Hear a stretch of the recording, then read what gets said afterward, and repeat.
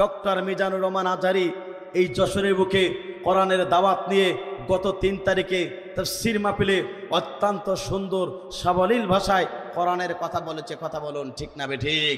তিনি আলোচনার ভিতরে একটা কথা বলেছেন যে একদল খেয়ে গেল আর একদল খাবার জন্য তারা বসে আছে।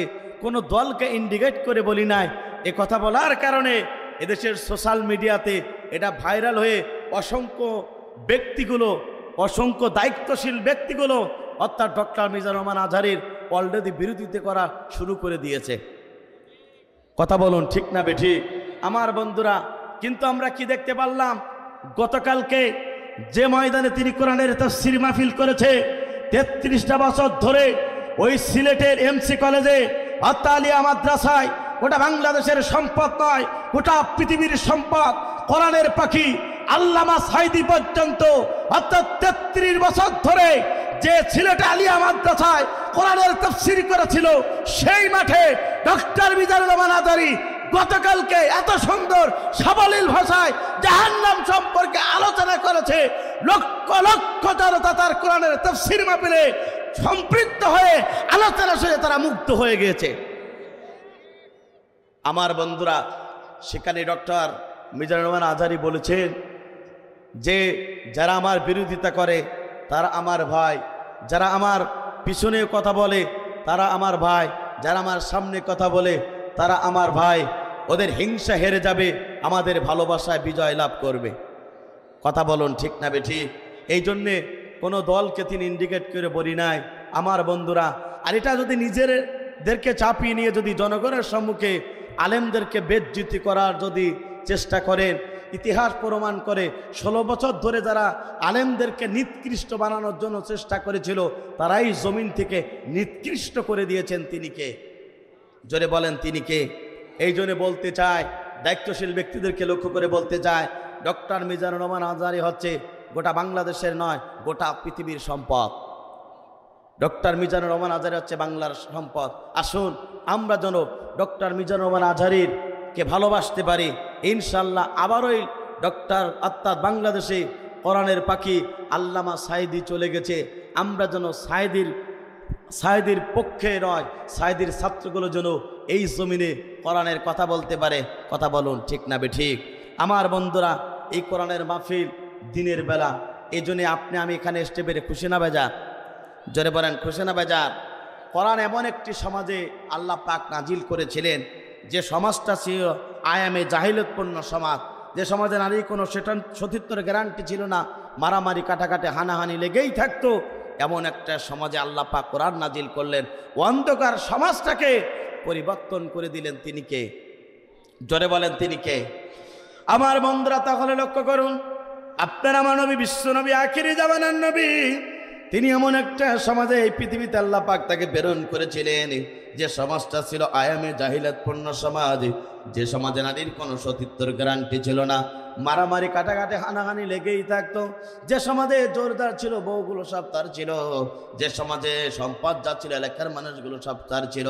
এমন একটা সমাজ আল্লাহ, আর এমন একটা সমাজে আপনার আমার নবী বিশ্বনবীকে আল্লাহ রাব্বুল আলামিন এই পৃথিবীতে প্রেরণ করেছিলেন। আমার বন্ধুরা, বিশ্বনবী এই পৃথিবীতে আসলেন, 40টা বছর ধরে তিনি দিনের দাওয়াত দিলেন, কোনো পরিবর্তন আনতে পারলেন না।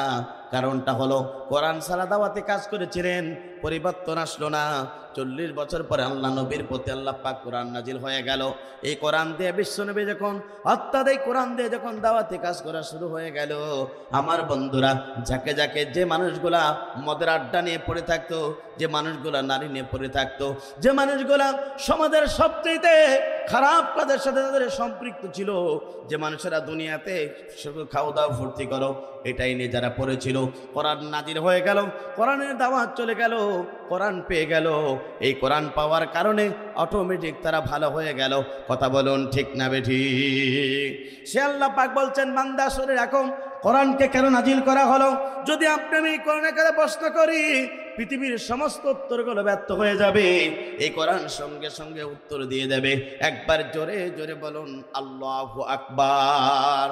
আল্লাহ পাক কোরআনুল কারীমের ভিতরে সুন্দরভাবে ঘোষণা করলেন, আলিফ লাম রা কিতাবুন আনজালনাহু ইলাইকা লিতুখরিজান নাসা মিনায-যুলুমাতি ইলান নূর।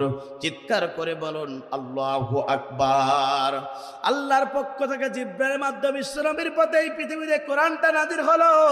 কারণটা হলো গোটা পৃথিবীতে যত প্রকার অন্ধকার পথ আছে, গোটা পৃথিবীতে যত প্রকার অন্ধকার সমাজ আছে, গোটা পৃথিবীতে যত প্রকার অন্ধকার পথ এবং মত আছে, গোটা পৃথিবীতে মানুষের তৈরি করা যারা মতদর্শ আছে, সমস্ত মতদর্শকে লোকে ডাস্টবিনে ফেলাই দিয়া আলোকিত একটা সমাজ তৈরি করার জন্য আল্লাহ নবীর প্রতি আল্লাহ পাক কোরআন নাজিল করেছিলেন।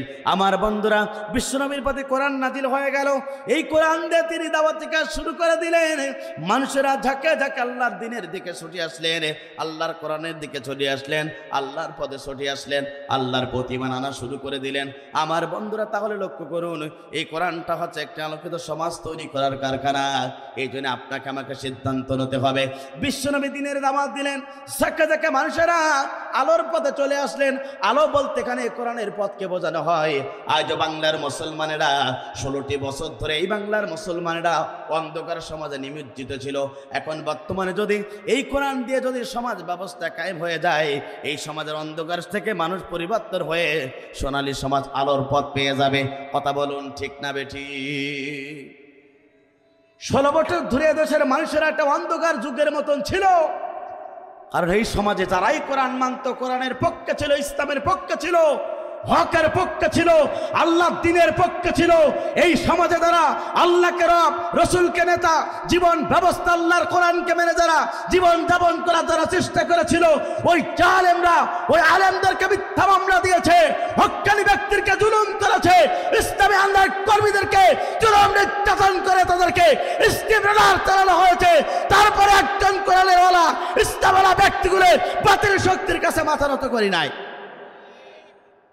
আমার বন্ধুরা, আলোর পথ কোরআনের পথ, জান্নাতের পথ কোরআনের পথ।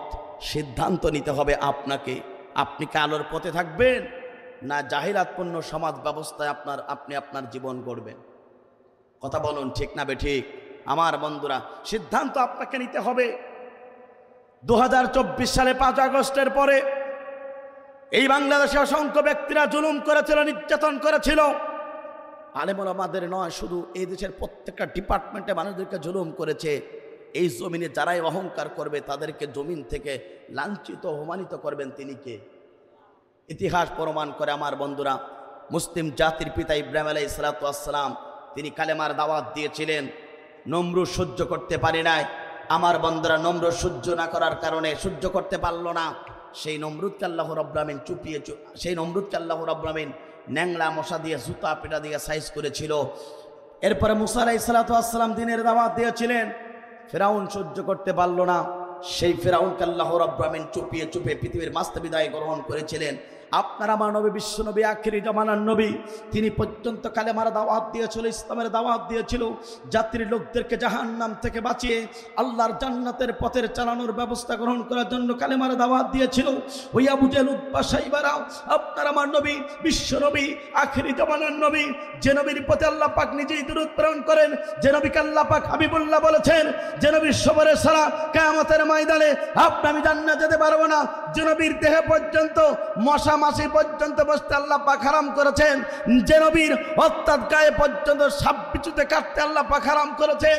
আপনার আমার নবী, বিশ্ব নবী, আখিরি জামানার নবী, অর্থাৎ জমিনে দেখুন এই কালেমার দাওয়াত দিয়েছিল, কোরআনের দাওয়াত দিয়েছিল, জাহান্নাম থেকে বাঁচিয়ে আল্লাহর জান্নাতের পথের ঠিকানা ব্যবস্থা গ্রহণ করেছিল। আবু জেহেল, উতবা, শাইবারা তারা সহ্য করতে পারি নাই। আপনার আমার নবীর, বিশ্ব নবী, আখিরি জামানার নবীর প্রতি তারা জুলুম নির্যাতন এতটাই চালিয়েছিল, বিশ্ব নবীকে মাতৃভূমি ছাড়তে হয়েছিল। তারপরেও কি বিশ্বনবী কালেমার দাওয়াত থেকে 1 ইঞ্চি সরেছিল? জোরে বলেন, সরেছিল? প্রিয় শাহবাসী, আপনাকে সিদ্ধান্ত নিতে হবে নবীর প্রিয় উম্মত হিসাবে। যে নবীকে আল্লাহ রাব্বুল আমিন এত মান মর্যাদা দুনিয়াতে দিয়েছে, সেই নবী যদি এই জমিনে কালেমার দাওয়াতের পক্ষে থাকে, হকের পক্ষে থাকে, আল্লাহর জমিন, আল্লাহর দ্বীন কায়েমের পক্ষে যদি বিশ্বনবী চলতে পারে, দাওয়াতে কাজ করতে পারে, আপনি আমি নবীর উত্তরসূরি হিসাবে, উম্মত হিসাবে নবীর কাজ আপনাকে এই সমাজে দ্বীনের দাওয়াতের পক্ষে চলা লাগবে। আপনাকে আমাকে কোরআন মানতে হবে। আমরা অনেকে বলি যে আমরা এখন খুব কষ্টে আছি, কিন্তু রসুলের যুগের দিকে লক্ষ্য করেন, রসুলের প্রিয় সাহাবায়ে কেরামরা তারা ইসলাম কবুল করার কারণে, ইসলামের পক্ষে থাকার কারণে প্রাথমিক যুগে তাকে ইসলাম কবুল করতে পারে নাই, পরবর্তীতে ইসলাম কবুল করলেন। রসুলের প্রিয় সাহাবায়ে কেরামদেরকে জুলুম নির্যাতন করা হলো, তারপরে রসুলের প্রিয় সাহাবায়ে কেরামরা দ্বীনের দাওয়াত থেকে 1 ইঞ্চি সরে দাঁড়ায় নাই। কথা বলুন ঠিক না বেঠিক? তাহলে আমার বন্ধুরা লক্ষ্য করুন, এই কোরআনটা আসলো অন্ধকার সমাজ থেকে পরিবর্তন করার জন্য। এখন বর্তমানে আমরা আছি অন্ধকার সমাজ পরিবর্তন করার জন্য, অথবা অন্ধকার সমাজ চলে গেছে, বর্তমানে একটা আলোকিত সমাজ তৈরি করার জন্য। টেকনাফ থেকে তেতুলিয়া, রূপসা থেকে পাতনা পর্যন্ত আপনাকে আমাকে আলোকিত পথের পক্ষে থাকতে হবে। কথা বলুন ঠিক না বেঠিক? আলোকিত পথ বলতে আল্লাহর কোরআনের পথকে বোঝানো হয়, আলোকিত সাপোর্ট বলতে কোরআনকে বোঝানো হয়। আমার বন্ধুরা তাহলে লক্ষ্য করুন, আলোর পথে আপনি আমি যদি চলতে চান, বলুন তো এই কোরআনের পথে চলার দরকার আছে না নাই? জোরে বলেন আছে না নাই? আজকে আমি যে বিষয়ের উপর আলোচনা করতে চাই, বিষয়টা সিদ্ধান্ত গ্রহণ করেছি ছোট্ট একটি। আমার বন্ধুরা, এই সমাজ যদি আলোকিত সমাজ তৈরি করতে হয়, তাহলে এই সমাজে ইসলাম প্রতিষ্ঠার করার দরকার আছে না নাই? জোরে বলেন আছে না নাই? এই সমাজ যদি আলোকিত হতে হয়, এই সমাজ যদি সুন্দর করতে হয়, তাহলে ইসলামী রাষ্ট্র যদি কায়েম করতে হয়, তাহলে আপনাকে আমাকে এমন কিছু কাজ করতে হবে যে কাজ করতে পারলে এই দেশটা অটোমেটিক সুন্দর হয়ে যাবে। কথা বলুন ঠিক না বেঠিক? আমার বন্ধুরা লক্ষ্য করুন, তাহলে এই দেশকে যদি সুন্দর করতে হয়, মুসলিম কান্ট্রি হিসাবে যদি প্রতিষ্ঠা করতে হয়, আপনাকে আমাকে কিছু কাজ করতে হবে। এই কাজগুলো আপনি আমি যদি করতে পারি, এই দেশের দুর্নীতি বন্ধ হয়ে যাবে, এই দেশের মারামারি বন্ধ হয়ে যাবে, এই চুরি বন্ধ হয়ে যাবে, প্রত্যেকটা ডিপার্টমেন্টে সব কিছু বন্ধ হয়ে আলোকিত একটা সমাজ তৈরি করে দেবেন। তিনি কে? জোরে বলেন তিনি কে? আমার বন্ধুরা, সুতরাং আজকের বিষয়টা নির্ধারণ করেছি, ইসলামী রাষ্ট্র যদি কায়েম হয়ে যায়, তাহলে ইসলামী রাষ্ট্র যদি কায়েম হয়, তাহলে তার সুফল আছে না নাই? জোরে বলেন আছে না নাই? এদের যদি কোরআন দিয়ে চলে, তাহলে এই দেশে কোনো দুর্নীতি থাকবে, কেউ কাউকে মারতে পারবে না, দুর্নীতি করতে পারবে না, অন্যায়ভাবে নিরপরাধ মানুষগুলোকে অপরাধী বানিয়ে রাতের পর রাত, দিনের পর দিন অন্ধপ্রকাশ্যে জীবনযাপন করাতে কেউ পারবে না। কথা বলুন ঠিক না বেঠিক?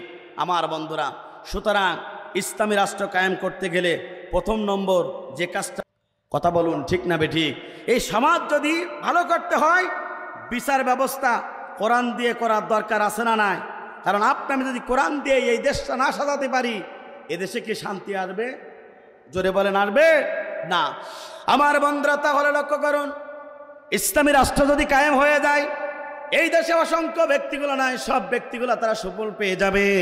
তার 1 নম্বর পয়েন্ট হলো, এদেশের বিচার ব্যবস্থা যদি কোরআন যদি প্রতিষ্ঠিত হয়ে যায়, অর্থাৎ বিচারালয় যেখানে হয়, ওই বিচার যদি কোরআন দিয়ে যদি প্রতিষ্ঠিত হয়, বিচার কার্যগুলো যদি এই কোরআন দিয়ে হয়, আমার বন্ধুরা তাহলে লক্ষ্য করুন, অটোমেটিক বাংলার জমিনটাকে দুর্নীতিমুক্ত হয়ে যাবে। বিচার ব্যবস্থা যদি সঠিকভাবে হয়ে যায়, এদেশের প্রত্যেকটা ব্যক্তিগুলো ন্যায় বিচার পাবে, আর ন্যায় বিচার পাবে যখন, এদেশের অন্যায় বন্ধ হয়ে যাবে তখন। কথা বলুন ঠিক না বেঠিক?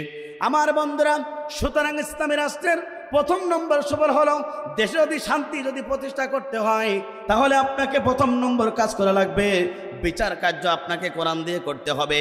আর আল্লাহ পাক বলছেন, বান্দা শুনে রাখো, ওই ব্যক্তিরা ততক্ষণ পর্যন্ত মুমিন হতে পারবে না, ওই ব্যক্তিরা ততক্ষণ পর্যন্ত ইমানদার হতে পারবে না, যতক্ষণ না পর্যন্ত তার বিচার ব্যবস্থায় আল্লাহকে না মানবে, রসুলকে না মানবে। কথা বলুন ঠিক না বেঠিক? এটা আমার কথা না, মহাগ্রন্থ আল কোরআনুল কারীমের কথা। আল্লাহ পাক বলেন, ফালা ওয়া রাব্বিকা লা ইউমিনু হাত্তা ইউহাক্কিমুকা ফীমা শাজারা বাইনাহুম। চিৎকার করে বলুন আল্লাহু আকবার। আল্লাহ পাক বলেন, তার রবের কসম, তার আইনদাতার কসম, তার বিধানদাতার কসম, কতক্ষণ পর্যন্ত ওই ব্যক্তি ইমানদার হতে পারবে না, ওই ব্যক্তি ততক্ষণ পর্যন্ত ইমানদার হতে পারবে না, যতক্ষণ পর্যন্ত তার বিচার ব্যবস্থায় আল্লাহকে না মানতে পারবে, রসুলকে না মানতে পারবে, অর্থাৎ আল্লাহ এবং আল্লাহ রসুলকে যতক্ষণ পর্যন্ত বিচার ব্যবস্থা না মানতে পারবে, আল্লাহর কোরআন বলে বান্দা শুনে রাখো, যতই তুমি মুমিন ব্যক্তি বলো না কেন, বিচার ব্যবস্থা আল্লাহ এবং আল্লাহ রসুলকে না মানতে পারলে তুমি ইমানদার হতে পারবে না, মুমিন হতে পারবে না। কথা বলুন ঠিক না বেঠিক?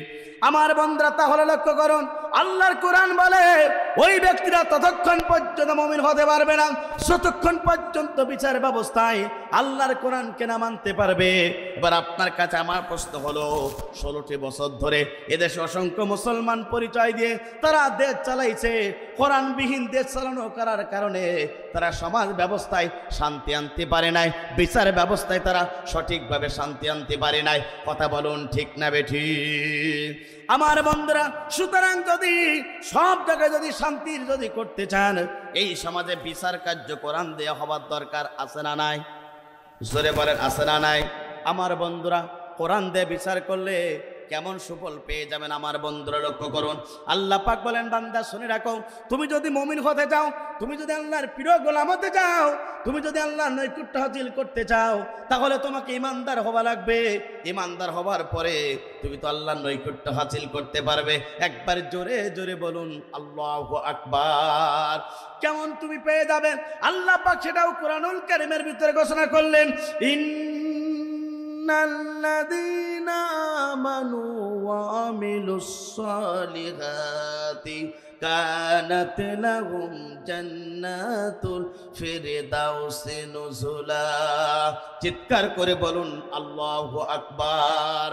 আল্লাহ পাক বলেন, নিশ্চয় যারা আল্লাহর প্রতি ঈমান আনবে আর রাসূলের প্রতি ঈমান আনবে, যারা আল্লাহর প্রতি ঈমান আনবে, রাসূলের প্রতি ঈমান আনবে, আর দুনিয়ার যত ভালো ভালো কাজ আছে, এই ভালো ভালো কাজ যারা করতে পারবে, লিল্লাহি মা ফিস সামাওয়াতি ওয়াল আরদ, আমি আসমানের মালিক জমিনের মালিক জানাই দিচ্ছে বান্দা শুনে রাখো, ওই বান্দা যখন মৃত্যুবরণ করবে, মৃত্যুবরণ করার পরে আমি রব্বুল আমিন তার জন্য জান্নাতে ফেরদাউসের মেহমান করানো হবে। একবার জোরে জোরে বলুন আল্লাহু আকবার। এই জন্য আমার বন্ধুরা, ইমানদার আপনাকে হতে হবে, মুমিন আপনাকে হতে হবে। এই জন্য আল্লাহ পাক বলেন বান্দা শুনে রাখো, তুমি যদি মুমিন হতে চাও, তুমি যদি আল্লাহর নৈকট্য হাসিল করতে চাও, আর দেশে যদি শান্তি আনতে চাও, ইসলামী রাষ্ট্র যদি কায়েম হয়ে যায়, প্রথম নম্বর সফল যদি পেতে চান, বিচার কার্য হবে। সেই বিচার কার্যটা কোরআন দিয়ে করলে সঠিকভাবে হবে। কথা বলুন ঠিক না বেঠিক? আমার বন্ধুরা, এই জন্য আপনাকে সিদ্ধান্ত গ্রহণ করতে হবে, বিচার যদি বাংলার জমিনে এ টু জেড যদি কোরআন দিয়ে বিচার হয়, এই দেশে একজন মানুষ দেশের টাকা লুট করে বেগম পাড়ায় বাড়ি বানাতে পারবে না। কথা বলুন ঠিক না বেঠিক? অর্থাৎ যদি ওই সুপ্রিম কোর্ট যদি কোরআন দিয়ে চলে, পার্লামেন্ট যদি কোরআন দিয়ে চলে, ওই ইউনিয়ন পরিষদ যদি আপনার কোরআন দিয়ে চলে, উপজেলা চত্বর যদি কোরআন দিয়ে চলে, খোদার কসম এদেশের একটি লোক দুর্নীতি করতে পারবে না, দেশের টাকা লুট করে বাড়িতে বিদেশে বাড়ি বানাতে পারবে না।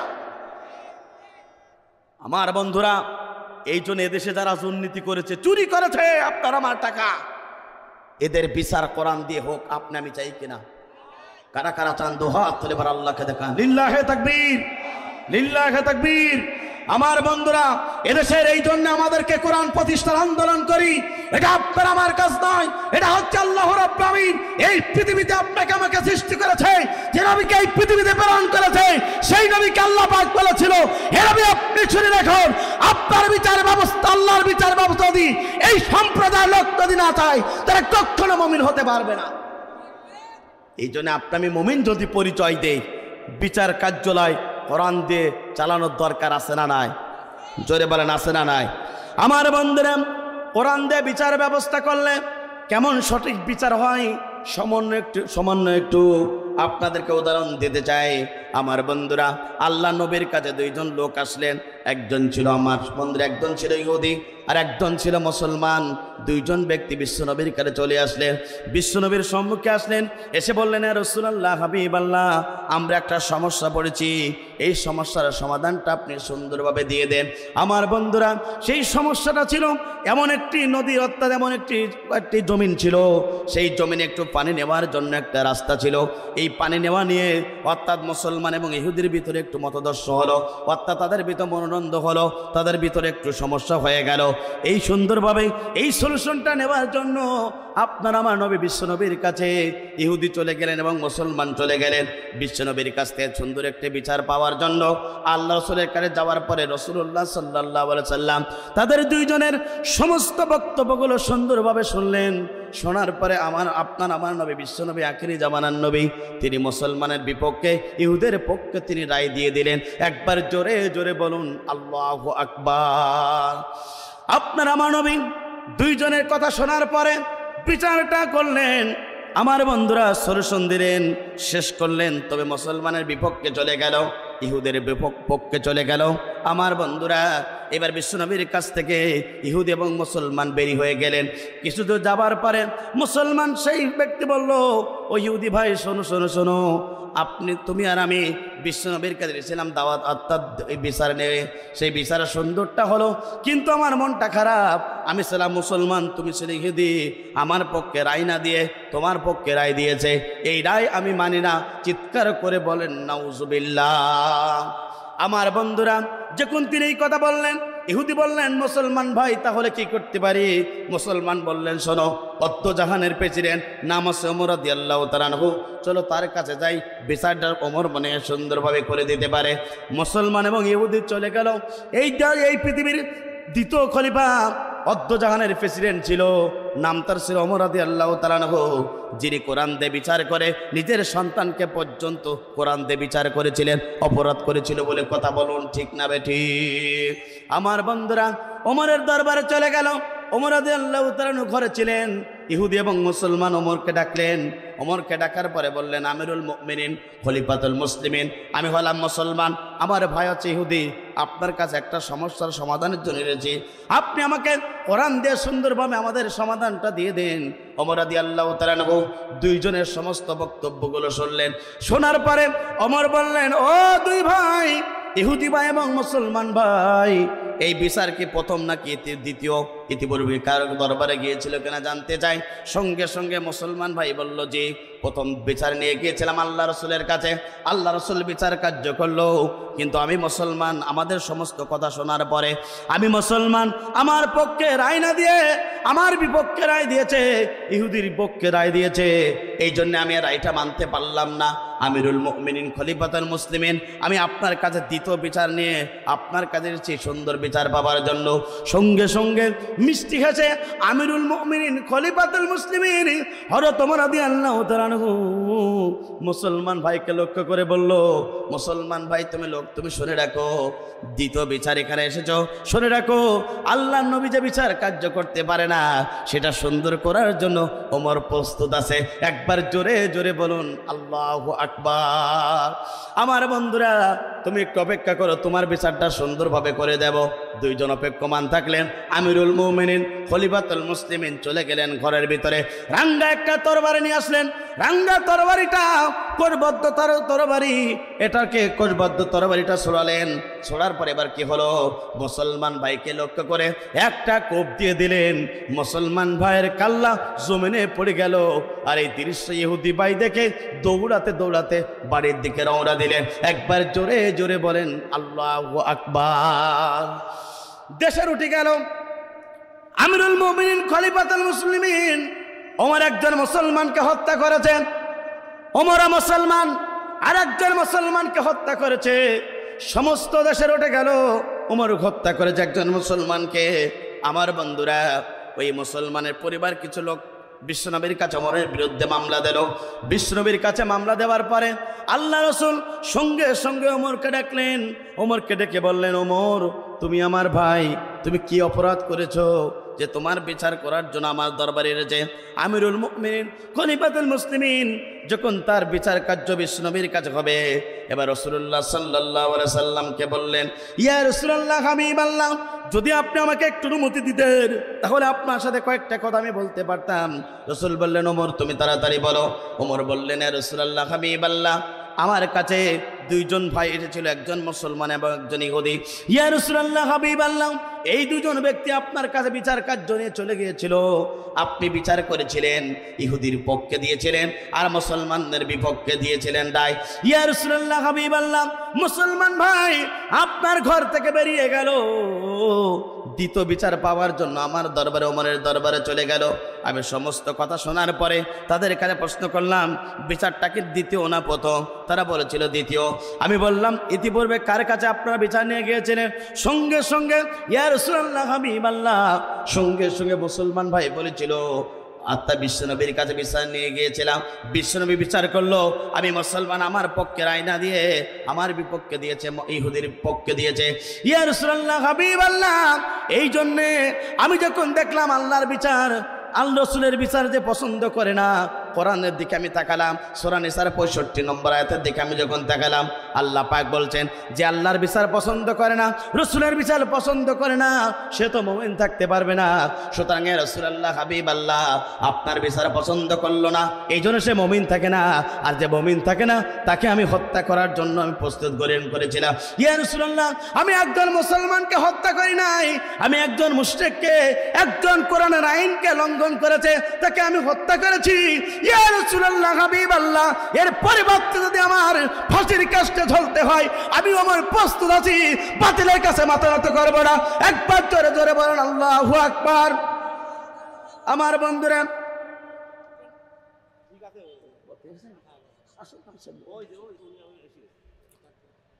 আমার বন্ধুরা, আমিরুল মুমিনিন খলিফাতুল মুসলিমিন তিনি বিচার করেছিলেন এইভাবে। আমার বন্ধুরা, অত ওমর রাদিয়াল্লাহু তাআলা আনহুকে আল্লাহ পাক সেখানে মাফ করে দিয়েছিলেন, নবী বিশ্ব নবী পর্যন্ত ওমরকে মাফ করে দিয়েছিলেন।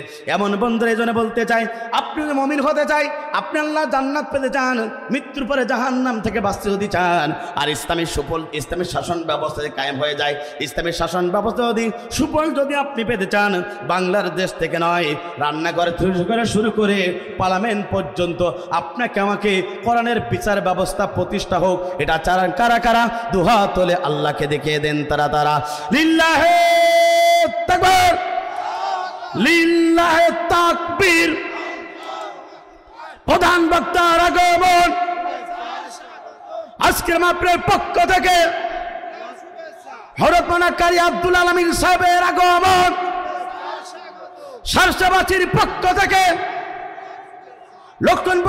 লক্ষণপুরবাসীর পক্ষ থেকে, যুব কমিটির পক্ষ থেকে লিল্লাহে তাকবীর।